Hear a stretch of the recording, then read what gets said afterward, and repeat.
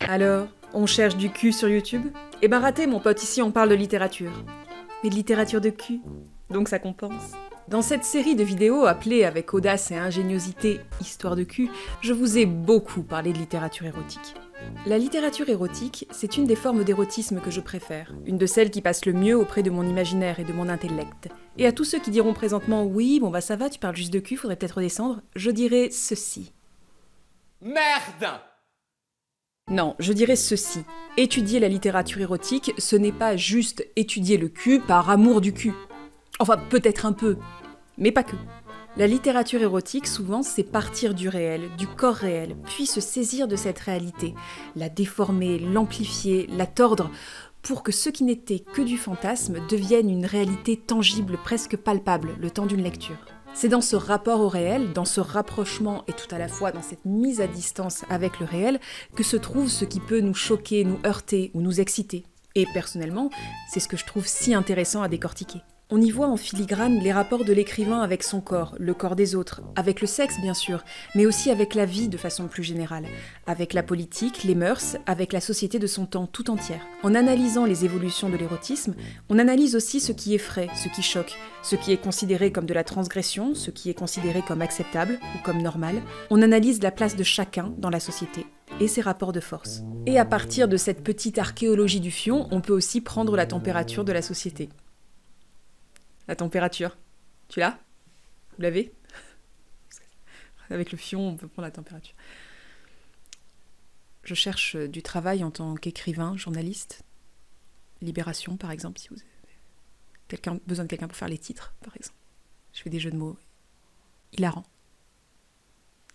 Donc, on peut, grâce à ça, prendre la température de la société qui a donné naissance à ce fantasme-là, et même présager de son évolution. Dans un sens, analyser l'érotisme, c'est un peu aussi prédire l'avenir de l'homme. Waouh, Et oui. tu peux lire l'avenir dans les quiquettes.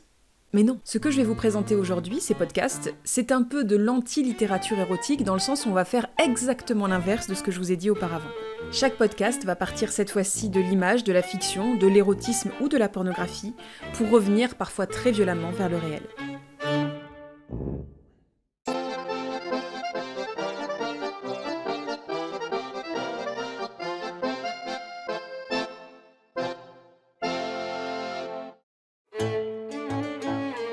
Maya Mazorette est née à Paris le 22 juillet 1978. Dans la vie, elle est entre autres journaliste, dessinatrice et autrice, et le sujet central de nombre de ses travaux, c'est le corps, la sexualité, l'érotisme, les rapports entre les humains. Et le moins qu'on puisse dire, c'est qu'elle est productive, puisqu'elle s'est exprimée sur beaucoup de supports et de médias différents. Là, on va s'intéresser à Sex and Sounds, un podcast écoutable sur Arte Radio, publié d'octobre 2017 à juin 2018, et qui parle, attention, grosse surprise en approche, accrochez-vous à vos slips, de sexe et de son. Mais non! Et c'est intéressant comme sujet parce que justement, c'est évident. On associe énormément le sexe au son, et cela influe surtout sur notre manière de le pratiquer, sur notre manière d'en parler, sur notre manière de fantasmer. Mais si on connaît et qu'on perçoit bien l'influence de l'acoustique sur nous, à quel point est-ce qu'on a réellement réfléchi à la question ? Tout le principe de ce podcast, c'est de partir de quelque chose qui semble assez évident, quelque chose dont on a l'impression qu'on n'a pas besoin de réfléchir plus avant. Puis de poser une question, qui va mener à une autre, qui va mener à une autre, puis à 1000 autres à peu près.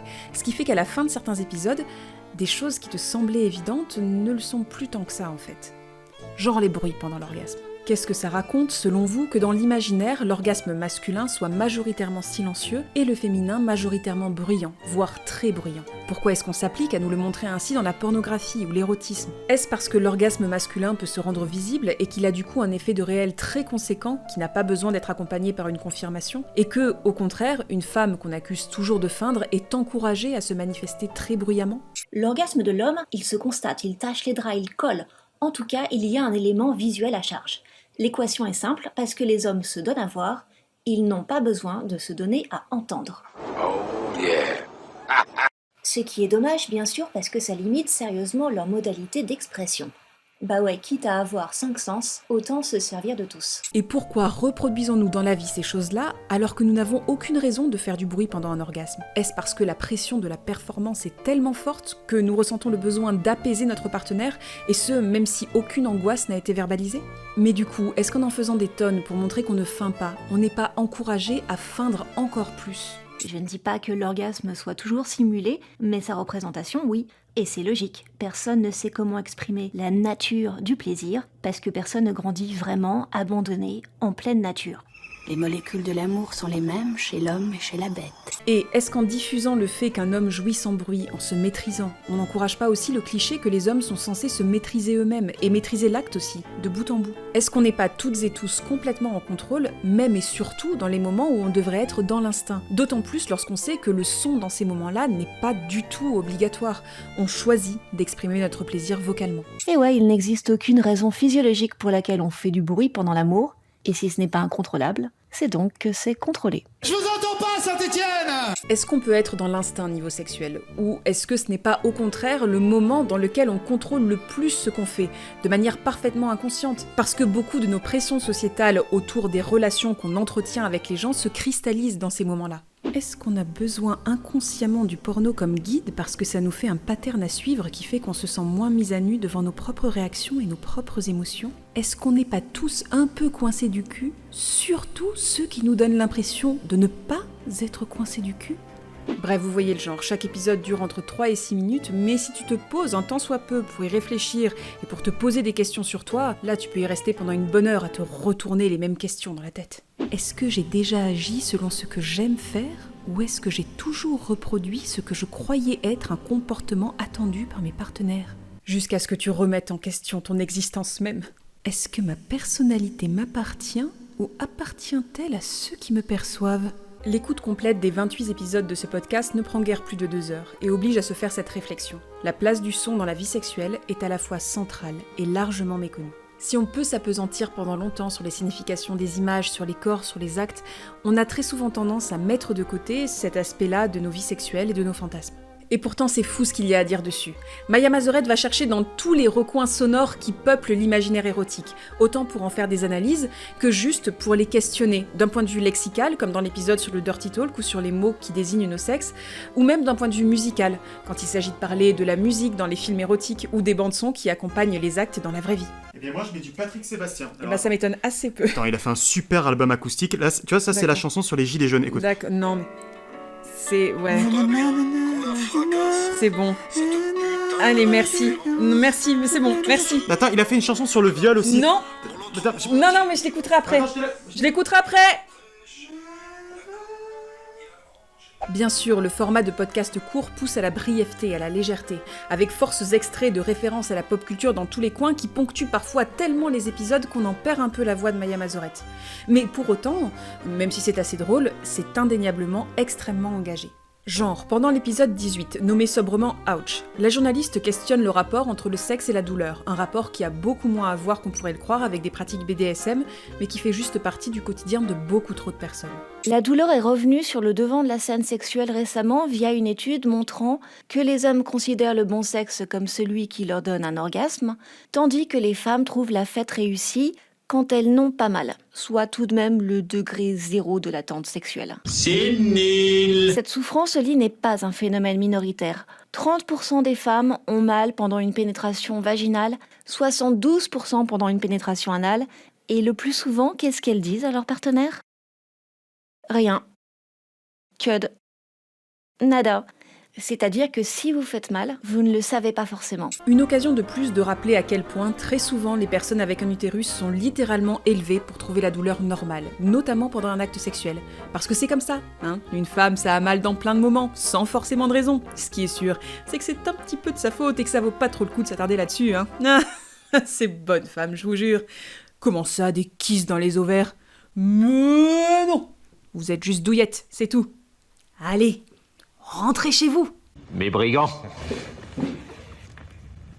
Tiens d'ailleurs, si vous êtes intéressé par le truc, sachez que quelqu'un en a parlé en live sur une chaîne Twitch qui normalement devrait vous plaire.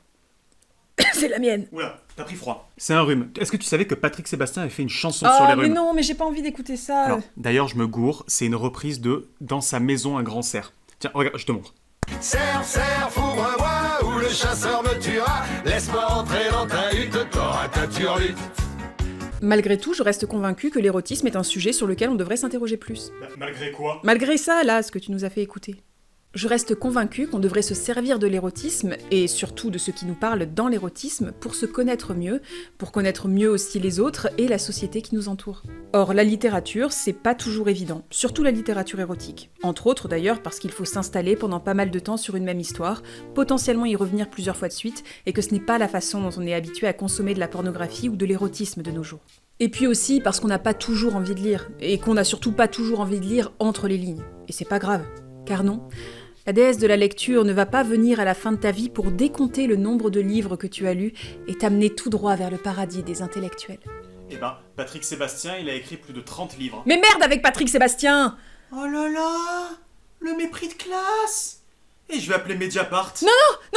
Il est toujours bon de se poser quelques questions sur la sexualité de temps en temps. Et ces petits épisodes de podcast, c'est juste parfait. Ce n'est bien évidemment pas exhaustif, ça n'en a pas la vocation. Ça s'écoute partout, ça prend peu de temps, c'est très simple, très clair, et ça aura le mérite de vous faire vous poser quelques minutes pour réfléchir à des choses qui semblent évidentes, mais qui finalement ne le sont pas tant que ça. Et je laisse le mot de la fin à l'autrice. On ne peut pas tout savoir sur le sexe, mais on peut savoir des choses, beaucoup de choses. Nous ne sommes absolument pas au royaume de l'irrationnel et de l'invention. Nous n'avons aucune raison de céder aux sirènes de l'ignorance, du relativisme et du cynisme. Alors d'ailleurs... Attends, je te préviens. Si c'est pour me dire que Patrick Sébastien a fait une chanson sur les sirènes, je te mange la carotide.